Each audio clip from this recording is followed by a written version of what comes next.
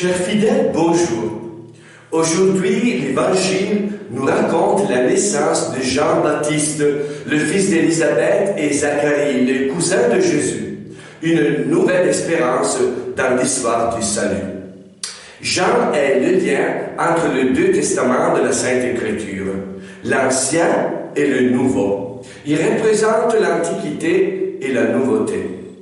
Élisabeth, une vieille femme stérile, va recevoir le don de Dieu. Elle est enceinte. Son mari Zacharie, au commencement, montre incrédulité pour le miracle et pour ce motif-là devient soudain muet. 8 jours après la naissance du fils bien-aimé, autour d'un grand peuple pendant la circoncision, Élisabeth prend courage et dit que son fils s'appellera Jean, que signifie Dieu a fait grâce.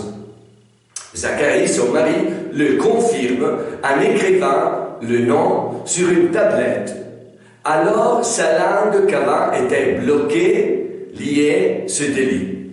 Du moment que Zacharie appuie son épouse, il retrouve immédiatement la parole. La parole lui est rendue à cause de la naissance de celui qui est la voix du Seigneur. La voix qui crie dans le désert de préparer la route au Seigneur. Donc la grâce et la miséricorde du Très-Haut se manifestent. Tout le monde est dans le merveillement et la crainte devant ce grand mystère. Apportons-nous cette grâce et cette miséricorde de Dieu à ceux que nous rencontrons dans ce jour de fête, particulièrement pour consoler ceux qui sont dans le doute, pour consoler les affligés, les désespérés. Un miracle est possible. La grâce du Seigneur est sur nous. Dieu nous parle. Écoutons-nous sa voix.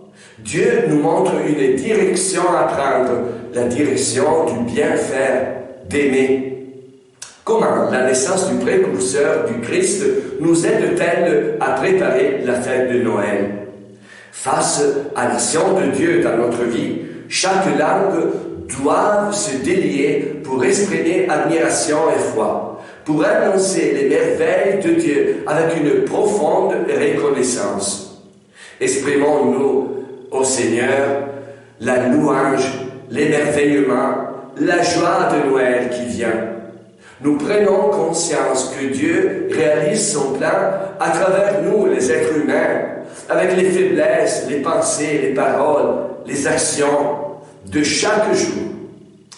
Est-ce que la situation confortable dans laquelle nous vivons nous empêche d'aller vers les autres et vers lui? Écoutons la voix de Jean. Écoutons la parole du Seigneur, le Verbe de Dieu. En chemin vers la sainte nuit de Noël, approchons-nous au mystère de la naissance de Dieu sur terre. Que Dieu vous bénisse.